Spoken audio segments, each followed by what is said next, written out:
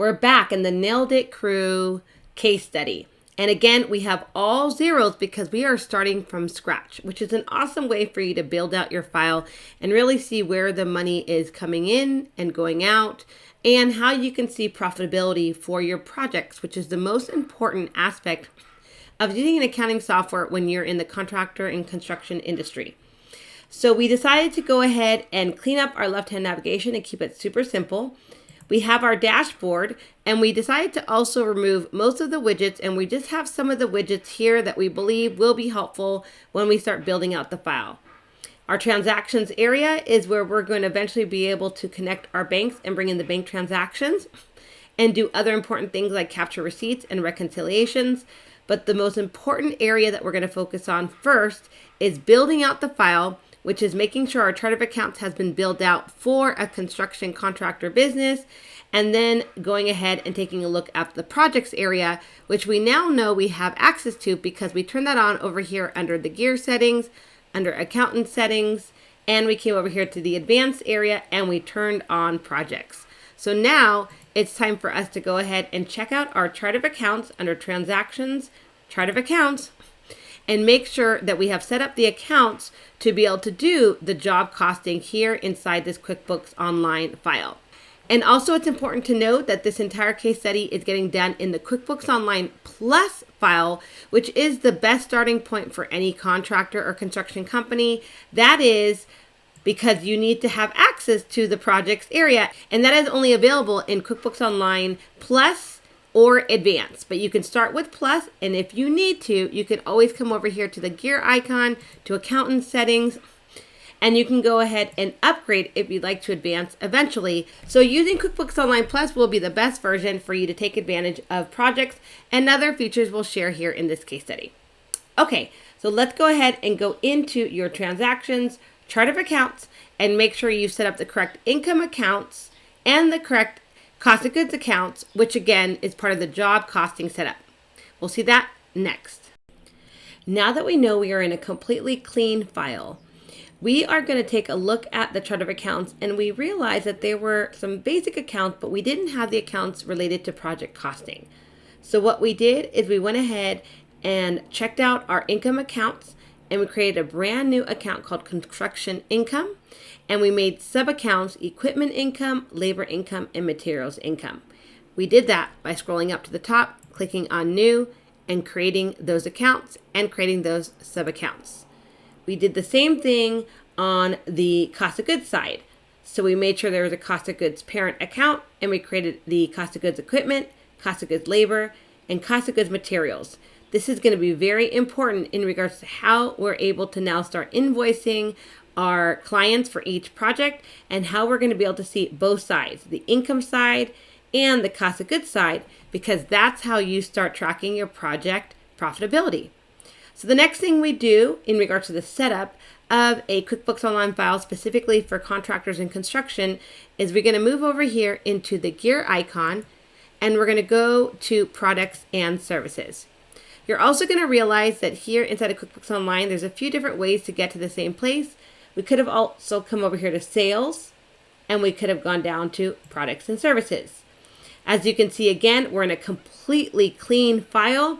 So there is nothing in here yet. So we're going to create our very first item.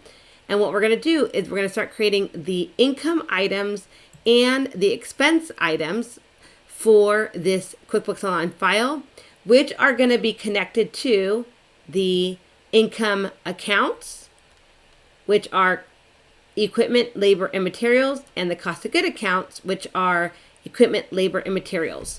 Again, we are still in the setup process for the Nailed It Crew case study.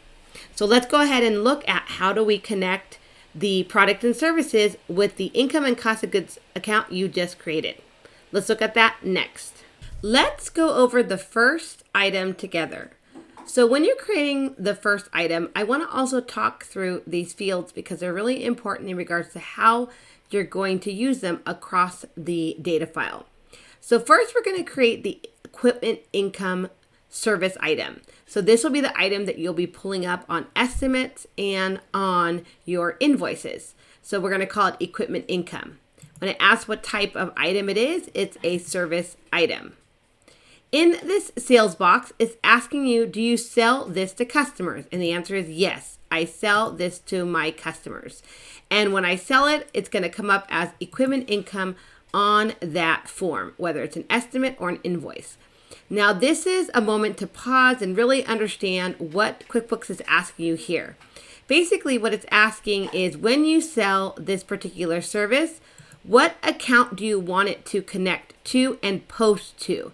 So when you're selling equipment income, you want it to post to the income account in your general ledger account called construction income equipment account.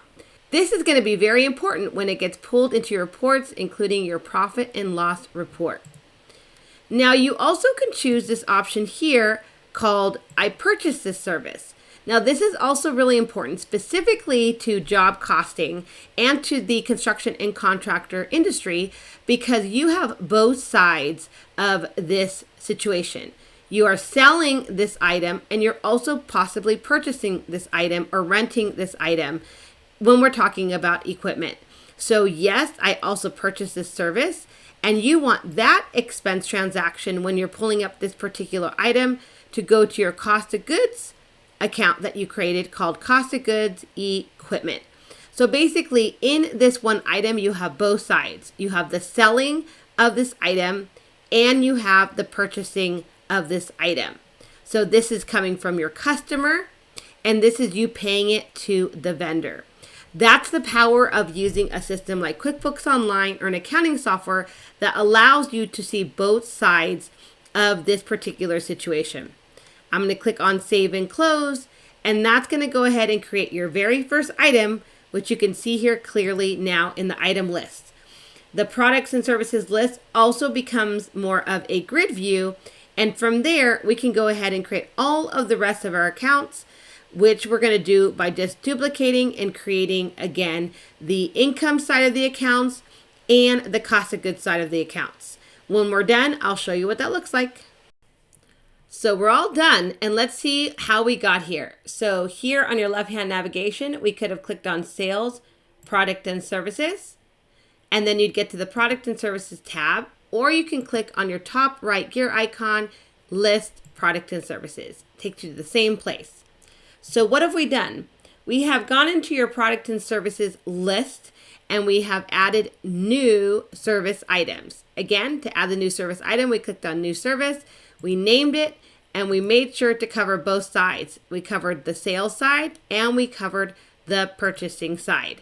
And now we understand how important that is because we have items that we're going to sell to a customer and we're going to purchase from a vendor. Again, this is the power of having a software that provides job costing. So what does that actually look like? So the equipment item now gives you the opportunity to sell equipment because the service item is going to go to equipment income. And when you purchase the equipment, it's going to go to equipment charges. Also, when you sell that service called equipment on a estimate or on an invoice, it's going to go into the income account called equipment income. And when you purchase this, let's say put it on a purchase order or on an expense, the equipment charges are going to post to the cost of goods equipment account. That is so important to understand that the item in the sales and purchasing of that item is connected to the income and cost of goods sold of that item. This is one of the more complex areas of QuickBooks Online, and that's why I wanted to take you through it. Again, we're going to go to sales, product and services, and then we'll just take a look at the other items we created. We created a labor item and we created a materials item. There may be a couple of default items that QuickBooks Online already has for you. Don't worry about that. You can leave them here. And if you wanted to get even fancier here in the products and service items, you actually can come over here to the new and you can go ahead and bundle those items, or you could even put these items into categories. We're not going to do that right now, but if we feel that that's appropriate for this case study, we'll see that in a future video. So next is to connect with our customers and start creating estimates and invoices so we can start seeing the true transactions happening inside not only the customer center, but also inside the project center. So we'll do that in the next video.